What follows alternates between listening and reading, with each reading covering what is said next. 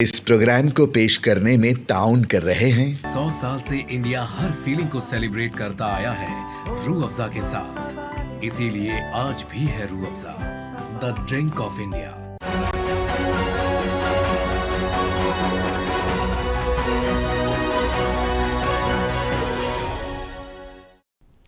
आदाब। पंजाब, हरियाणा और दिल्ली की खबरों में आप सभी का बहुत बहुत इस्तकबाल है। आपके साथ मैं हूं ज़ुहम रुबा। देखेंगे तमाम बड़ी खबरें। आगाज करेंगे हेडलाइंस के साथ।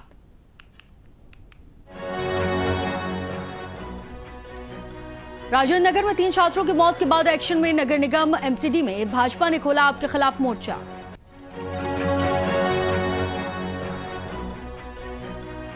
दिल्ली हाईकोर्ट पहुंचा राजेंद्र नगर में 3 छात्रों की मौत का मामला। मुआवजे के साथ जज से स्वतंत्र जांच की मांग।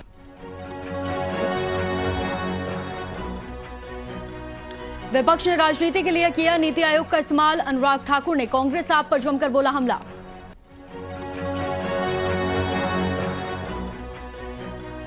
पंजाब के लोगों की सेहत का ख्याल रखेगी मान सरकार। सीएम ने 58 नए हाईटेक एम्बुलेंस को दिखाई हरी झंडी।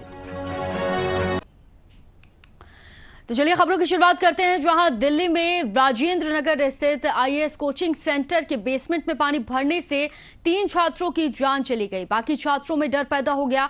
वो कोचिंग सेंटर्स में जाने को तैयार नहीं है। साथ ही अपने साथी छात्रों के लिए न्याय की भी मांग कर रहे हैं। छात्रों ने एक साथ मिलकर कैंडल मार्च निकाला। अपने हाथों में कैंडल लिए फोन की फ्लैशलाइट ऑन किए। वो अपने साथियों के लिए न्याय की गुहार लगा रहे हैं। पेश है इस पर आधारित ये रिपोर्ट।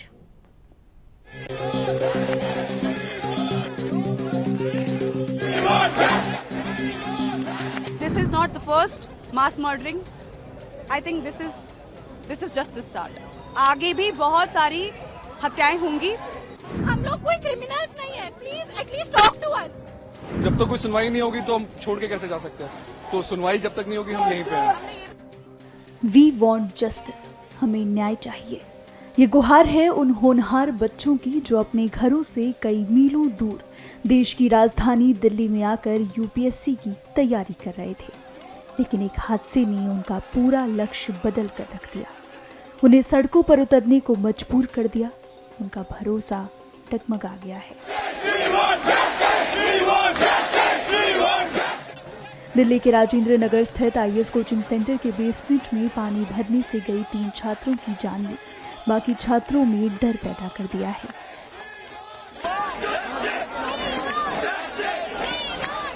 वो इन कोचिंग सेंटर्स में जाने को तैयार नहीं है। साथ ही अपने साथी छात्रों के लिए न्याय की मांग कर रहे हैं।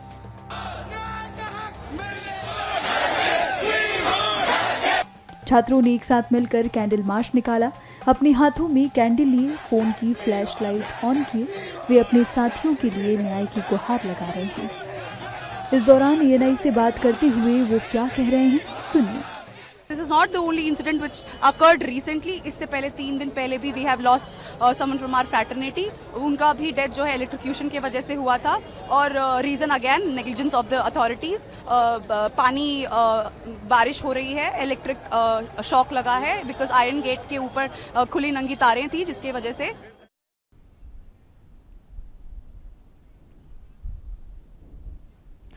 तो वही ओल्ड राजेंद्र नगर की घटना पर डीसीपी सेंट्रल एम हर्षवर्धन ने कहा कि हमने इस मामले में 5 लोगों को गिरफ्तार किया। मामले में अब तक 7 लोगों को गिरफ्तार किया जा चुका है। आगे की जांच भी की जा रही है और मामले में संलिप्त लोगों के खिलाफ सख्त से सख्त कार्रवाई की जाएगी। हम उनसे यानी कि प्रदर्शन कर रहे छात्रों से लगातार बातचीत भी कर रहे हैं और मैं अपील करना चाहता हूं कि वो शांति बनाए रखें। हमने पहले 2 व्यक्ति गिरफ्तार किए थे और अब हमने 5 और लोगों को इस केस में गिरफ्तार किया है। इसमें 4 वो हैं जो इस बेसमेंट के ओनर्स थे और एक व्यक्ति वो है जो उस रोड से बहुत ही तेज़ गति से अपने गाड़ी को ले जाते हुए दिखा है, जिसके कारण उस बिल्डिंग के गेट का डैमेज होना देखा गया है। तो इस तरह इन 5 व्यक्तियों को और गिरफ्तार किया गया है। अब टोटल इसमें 7 लोग अरेस्ट हो चुके हैं और इसमें आगे अभी इन्वेस्टिगेशन पूरी तरह प्रोफेशनली कंटिन्यू हो रहा है और जिसका भी इसमें रोल आएगा उस पर सख्त से सख्त कार्रवाई की जाएगी। जो बेसमेंट के ओनर्स थे उनको बेसमेंट का परमिशन स्टोरेज पर्पस के लिए था, किसी तरह की कमर्शियल एक्टिविटी करने के लिए बेसमेंट का परमिशन नहीं था। ये अभी तक। तो वहीं दिल्ली नगर निगम मुख्यालय सिविक सेंटर में आज सदन की बैठक हुई। सदन की बैठक में ओल्ड राजेंद्र नगर के कोचिंग सेंटर में 3 छात्रों की मौत का मामला बड़े जोर शोर से बीजेपी के द्वारा उठाया गया। इस मामले पर जोरदार हंगामा भी हुआ। बीजेपी ने इल्जाम लगाया कि मानसून से पहले ही लगातार नालों की सफाई में भ्रष्टाचार का मुद्दा रखा है, लेकिन इस तरफ आम आदमी पार्टी ने कोई ध्यान नहीं दिया, जिसका परिणाम अब छात्रों को भुगतना पड़ रहा है। नेता विपक्ष राजा इकबाल सिंह ने बताया कि नालों की सफाई का कार्य 30 मई तक पूरा होना चाहिए था, लेकिन अभी तक ये कार्य पूरा नहीं हुआ। हालांकि कागजों में जरूर ये काम पूरा हो चुका है।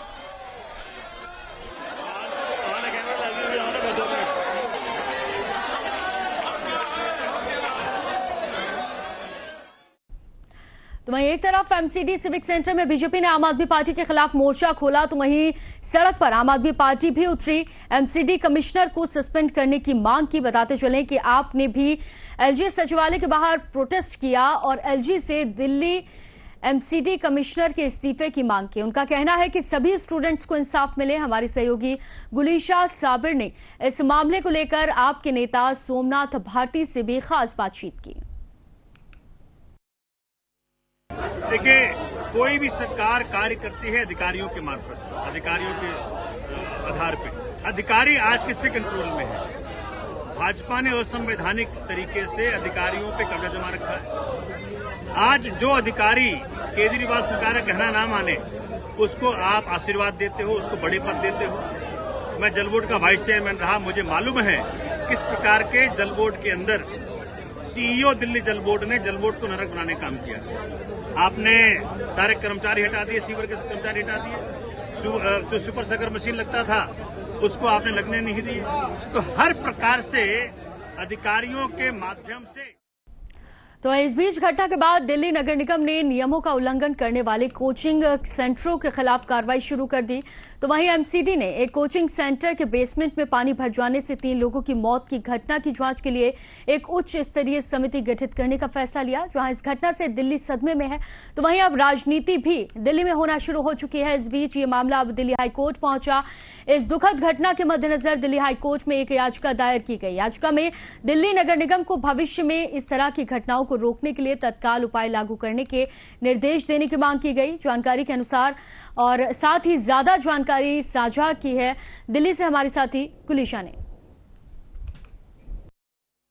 27 जुलाई की शाम एक भयानक शाम की तरह गुजरी, क्योंकि यूपीएससी की तैयारी कर रहे 3 छात्रों ने अपनी जान गंवा दी। आपको बता दें कि ओल्ड राजेंद्र नगर में 27 तारीख की शाम को तेज बारिश के बाद एकेडमी की लाइब्रेरी में अचानक से पानी भर गया, जिसके बाद 30 से ज्यादा छात्र वहां फंसे थे और उसमें से 3 छात्रों ने अपनी जान गंवा दी है। और जिसके बाद से सियासत अब दिल्ली में होना तेज हो गई है। अब दिल्ली बीजेपी ने प्रदर्शन किया था, जिसपे उन्होंने आम आदमी पार्टी को इस्तीफे की मांग कर रहे हैं और कह रहे हैं कि ये हादसा नहीं, हत्या है। तो वहीं अब आम आदमी पार्टी के सभी विधायक और पार्षद यहाँ पर एलजी सचिवालय के बाहर प्रदर्शन कर रहे हैं। आप तस्वीरें देख सकते हैं, यहाँ पर जो एमसीडी कमिश्नर के इस्तीफे की मांग करते हुए ये लोग प्रदर्शन कर रहे हैं। और कहीं ना कहीं लापरवाही जो है वो बहुत बड़ी सामने आ रही है। चाहे हम सरकार की बात करें या मैनेजमेंट की बात करें, एमसीडी की बात करें, तो कहीं ना कहीं सभी लोगों की लापरवाही जो है इसमें देखी जा रही है। क्योंकि जितने भी स्टूडेंट वहाँ पर थे और जितने भी स्टूडेंट ने वहाँ पर जब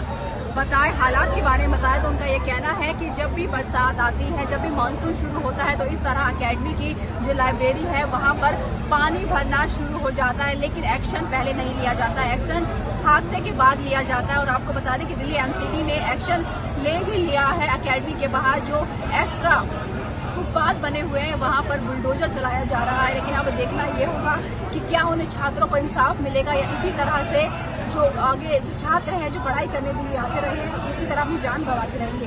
न्यूज़ टीवी के लिए दिल्ली।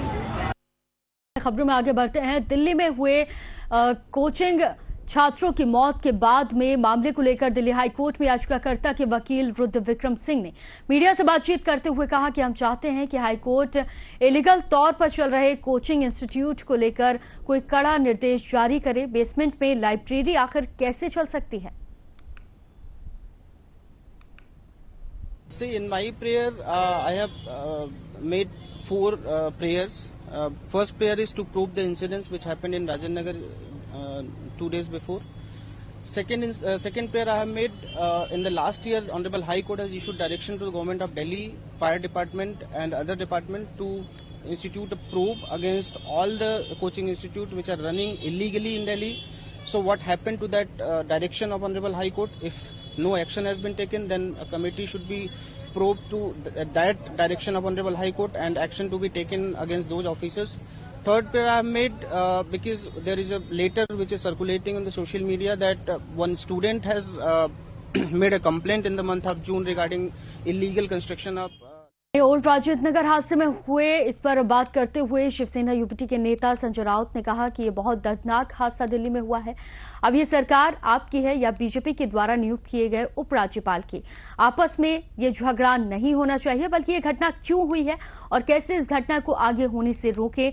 बच्चों से सरकार का कोई प्रतिनिधि बात करे तो हम उनका स्वागत करेंगे, लेकिन अभी तक बच्चों से कोई बात नहीं की गई। पीएम मोदी को दुनिया की फिक्र है, लेकिन मणिपुर और दिल्ली में जो बच्चे प्रदर्शन कर रहे हैं उनसे मिलने नहीं जाएंगे। बहुत ही दर्दनाक हादसा दिल्ली में हुआ है। बेसमेंट में पानी गया, नाला फट गया। अब ये सरकार किसकी है? आपकी है? क्या ये सरकार लेफ्टिनेंट गवर्नर चलाते हैं बीजेपी ने जो अपॉइंट किए हैं? वो झगड़ा अब नहीं होना चाहिए। ये क्यों हुआ हादसा? आगे आने वाले दिनों में सरकार के हादसे हम टाल सकते हैं क्या? उस बारे में सोचना चाहिए। 3 बच्चे की दर्दनाक मौत हुई है, उनके पेरेंट्स पर क्या गुजरी है, बाकी के बच्चे के ऊपर क्या प्रभाव पड़ा है मानसिक। बच्चे सड़क पर उतरे हैं। हाँ, उनके साथ अगर कोई सरकार का प्रतिनिधि जाकर बात करता है तो हम उनका स्वागत करेंगे, लेकिन अब तक कोई सरकार की तरफ से बच्चों से बात करने तक नहीं गया है। सर, मणिपुर में ब्लेम गेम लगातार चल रहा है। ये ब्लेम गेम में ही देश खत्म हो रहा है। नरेंद्र मोदी को दुनिया की फिक्र है। तो वहीं शिवसेना यूपीटी नेता प्रियंका चतुर्वेदी ने कहा कि जैसा ओल्ड राजेंद्र नगर में बेसमेंट में पानी भरने से 3 छात्रों की जान चली गई, मैं कहूंगी कि ये मौत नहीं बल्कि हत्या है। ये बहुत दुर्भाग्यपूर्ण है। ये सभी बजट के मुद्दे होंगे, ये सभी अहम मुद्दे उठाएंगे, उन्हें जवाबदेह ठहराया जाना चाहिए, लेकिन इसके लिए जिम्मेदार अधिकारियों और एमसीडी के लोगों के बारे में क्या, इन सब पर कार्रवाई होनी चाहिए। इस मुद्दे पर भाजपा जो गंदी राजनीति कर रही है वो दुर्भाग्यपूर्ण है। हर स्तर पर जवाबदेही होनी चाहिए। उपराज्यपाल से लेकर जो कर्मचारी हैं इस घटना के जिम्मेदार, उन पर कार्रवाई होनी चाहिए। उनको तो सील करिए, उनकी तो अकाउंटेबिलिटी तय करनी चाहिए, पर उनकी अकाउंटेबिलिटी कौन तय करेगा कि जानबूझकर, सोच समझकर, सबको पता है कि नालों की सफाई नहीं हुई है, सबको पता है कि इस पे कामचोरी हो रही है, उन पे कब कार्रवाई की जाएगी? जो वहां के जिम्मेदार लोग हैं, जो वहां के म्युनिसिपल कॉर्पोरेशन में कार्यरत लोग हैं, जो वहां से आते हैं, इन सब पे कार्रवाई होनी चाहिए। और एक और इम्पोर्टेंट चीज है, जो यहाँ के एलजी हैं, जो यहाँ के एलजी कहते हैं यही करता धरता है, सारी दिल्ली सर्विसेज बिल भी उन्हीं के अंतर्गत है, सारे अपॉइंटमेंट्स भी उनके अंतर्गत हैं। क्यों उन्होंने ये समझा नहीं कि बारिश का सीजन आ रहा है, ये नालों की सफाई महत्वपूर्ण है। बहुत ही तो वहीं कांग्रेस नेता प्रमोद तिवारी ने ओलंपिक मेडलिस्ट मनु भास्कर को लेकर कहा कि ये बेटी पिछली बार निराश हो गई थी, पिस्टल ने दगा दे दिया था, पर कठोर मेहनत और परिश्रम की बदौलत इस बार सफलता हासिल की और भारत का तिरंगा लहराया। बाकर जी को मैं सिर्फ इतना कहूँगा, ये बेटी पिछली बार निराश हो गई थी क्योंकि इसकी पिस्टल दगा दे गई थी, पर कठोर मेहनत से, प्रशिक्षण से ये इस बार उसने सफलता हासिल की, भारत का ध्वज लहराया। अफसोस मुझे यही है कि 0.1 से चूक गई, वरना सिल्वर होता। फिर भी आज काज से है, कल गोल्ड मिले, मैं उसे शुभकामनाएं देता हूं, बधाई देता हूं। और महिलाएं शूटिंग के क्षेत्र में और आगे बढ़े, इसके लिए सरकार से ज़रूर कहूँगा कि ज़्यादा से ज़्यादा पुरस्कृत किया जाए। 3 मौतों के बाद जागे। तो वहीं भारतीय हज कमेटी के पूर्व मेंबर और उत्तर प्रदेश हज समिति से 2 बार निर्वाचित हाफिज नौशाद अहमद आजमी ने हज सफर में आसानी लाने की गरज से जिम्मेदार तबके के साथ एक खास बैठक की। इसके बाद भी प्रेस कॉन्फ्रेंस की। उन्होंने बताया कि बैठक में आजमीन हज के लिए मजीद आसानी पैदा कैसे की जा सकती है, इसको लेकर बातचीत हुई है। उन्होंने हुकूमत के तानाशाह रवैये पर बात करते हुए कहा कि जिस तरह से हुकुम आहिस्ता आहिस्ता आजमीन हज की सहूलियत के हुकूक छीनती जा रही है, इसके लिए हम एक होकर अपनी आवाज को बुलंद करेंगे।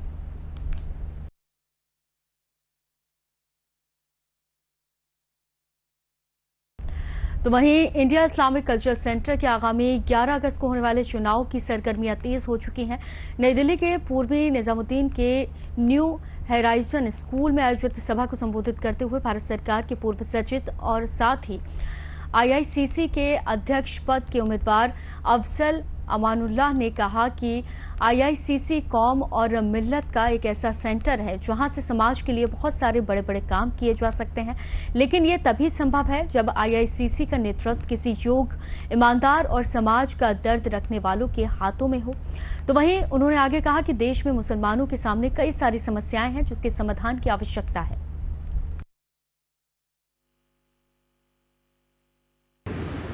बिहार के सबसे मोतबर जो मुस्लिम फैमिली है उसमें नंबर 1 में अफजल अमानुल्लाह साहब की फैमिली है।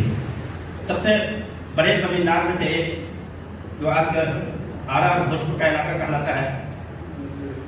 फैमिली में सब लोग हाईली क्वालिफाइड हैं। पटना की जो जमीन है उसका 1/4 अफजल अमानुल्लाह साहब की फैमिली उसमें बसी हुई है। जितने भी अच्छे नाम हमारे यहाँ मिलेंगे वो सब इनकी फैमिली के हैं। शरीफ कॉलोनी, जब मैं स्टूडेंट की हैसियत से आया था तो शरीफ कॉलोनी बहुत ही इंपॉर्टेंट है। तो फिलहाल बुलेटिन में रुक रहे एक छोटे से ब्रेक के लिए। ब्रेक के बाद जल्द वापस लौटेंगे। जहां पूर्व केंद्रीय मंत्री अनुराग ठाकुर ने चंडीगढ़ भाजपा कार्यालय में विपक्ष पर निशाना साधा। उन्होंने कहा कि विपक्ष शासित राज्यों ने नीति आयोग के मंच का इस्तेमाल सिर्फ राजनीति करने के लिए किया। भाजपा विपक्ष में थी तो वो हमेशा योजना आयोग की बैठकों में जाते थे और अपने मुद्दों को रखते थे। हमने अपने फिस्कल डेफिसिट को कंट्रोल करने के लिए 4.9% इस साल रखा है और अगले साल उसको हम 4.5% पर लेकर आएंगे। मुझसे पहले संजय जब कह रहे थे तो मैं आपको याद करवाना चाहता हूं, ये अपने आप बैंकों की स्थिति ठीक नहीं हुई। जब 2014 में नरेंद्र मोदी जी आए तब 12 में से 11 बैंक PCA फ्रेमवर्क में थे, घाटे में थे और कई तो बंद होने की स्थिति पे खड़े थे। आप सोचिए कहां 12 में से 11 पब्लिक सेक्टर बैंक घाटे में थे, आज 12 के 12 शुद्ध मुनाफे में है और उनकी जो 4 लाख करोड़ रुपए की 4 लाख करोड़ रुपए की जो उनकी पूरी मार्केट कैप थी आज वो बढ़कर 17 लाख करोड़ रुपए से ज्यादा हो गई। तो वहीं पंजाब सरकार के वित्त मंत्री हरपाल सिंह चीमा ने केंद्र सरकार विपक्ष की और साथ ही सरकारों के साथ भेदभाव बरतने की बात कही। उन्होंने कहा कि इस बात की पुष्टि नीति आयोग के हालिया बैठक से हो जाती है जिसमें पश्चिम बंगाल की मुख्यमंत्री ममता बनर्जी ने बीच में ही छोड़ दिया था। देखिए, भारतीय जनता पार्टी जितने भी विपक्ष के स्टेट हैं, जहां जहां भी विपक्ष की सरकारें हैं, चाहे वो पंजाब है, दिल्ली है, वेस्ट बंगाल है, केरला है, उन सभी राज्यों से वितकरा करती है, सभी राज्यों से डिस्क्रिमिनेशन करती है।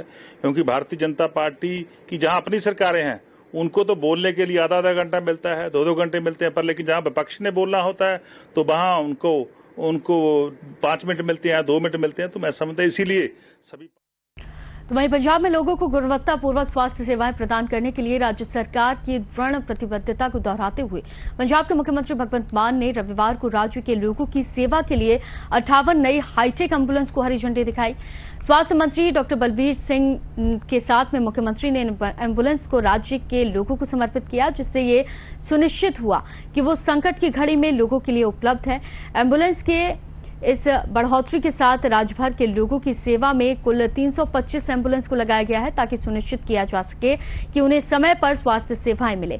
इसके अलावा अल्ट्रा मॉडल एम्बुलेंस को शहरी क्षेत्रों में 15 मिनट और ग्रामीण क्षेत्रों में 20 मिनट के भीतर जरूरतमंद मरीजों तक पहुंचने का आदेश दिया गया है। मुझे उम्मीद है कि हेल्थ, एजुकेशन, एनवायरमेंट, स्पोर्ट्स और रोजगार, इन 5-7 ਜਿਹੜੇ ਮੇਨ ਵੱਡੇ ਮੁੱਦੇ ਨੇ ਉਹਨਾਂ ਨੂੰ ਅਸੀਂ ਦਿਲ ਦੀਆਂ ਗਹਿਰਾਈਆਂ ਤੋਂ ਵਧਾਉਣਾ ਹੈ ਅੱਗੇ, ਤਾਈਓ ਪੰਜਾਬ ਅੱਗੇ ਵਧੂਗਾ। ਔਰ ਪੰਜਾਬ ਰੰਗਲੇ ਪੰਜਾਬ ਦੇ हल्के हल्के रंग तो नजर। तो वहीं निशानेबाज मनु भाकर के द्वारा पेरिस ओलंपिक में 10 मीटर एयर पिस्टल में कांस्य पदक जीतने पर हरियाणा के मुख्यमंत्री नायब सिंह सैनी ने उन्हें शुभकामनाएं दी। क्या कुछ कहा, सुनिए। बहुत बहुत बधाई और शुभकामनाएं देना चाहूंगा कि उन्होंने भारत के सम्मान को, हरियाणा के सम्मान को, तिरंगे के सम्मान को ऊंचा किया है। उनको बहुत बहुत बधाई और शुभकामनाएं मैं देता हूं। और तो चलिए खबरों में आगे बढ़ते हैं, जहां हरियाणा कांग्रेस के हरियाणा मांगे हिसाब अभियान के दूसरे चरण की शुरुआत जीटी रोड बेल्ट के शाहबाद विधानसभा क्षेत्र से 31 जुलाई से होगी। रोहतक के सांसद दीपेंद्र हुड्डा और हरियाणा मांगे हिसाब अभियान के तहत पूरे प्रदेश में पदयात्रा निकाले जा रहे हैं। राज्य के 9 जिलों की 13 विधानसभा सीटों पर दीपेंद्र हुड्डा पहले चरण में पदयात्रा निकाल चुके हैं। फिलहाल संसद का सत्र चल रहा है, इसके बीच में दीपेंद्र हुड्डा की पदयात्रा के दूसरे चरण का कार्यक्रम जारी कर दिया गया। 31 जुलाई को शहीद उधम सिंह का बलिदान दिवस है। इस दिन दोपहर के बाद शाहबाद विधानसभा क्षेत्र में दीपेंद्र हुड्डा पदयात्रा करेंगे।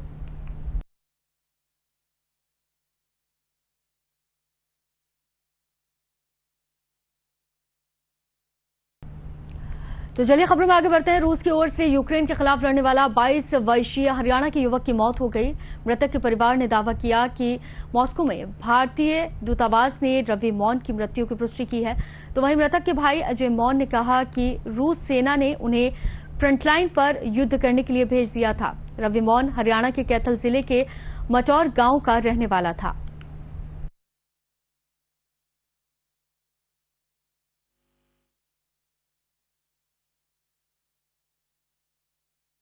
तो फिलहाल पंजाब, हरियाणा और दिल्ली की खबरों में सिर्फ इतना ही। दीजिए इजाजत, आदाब।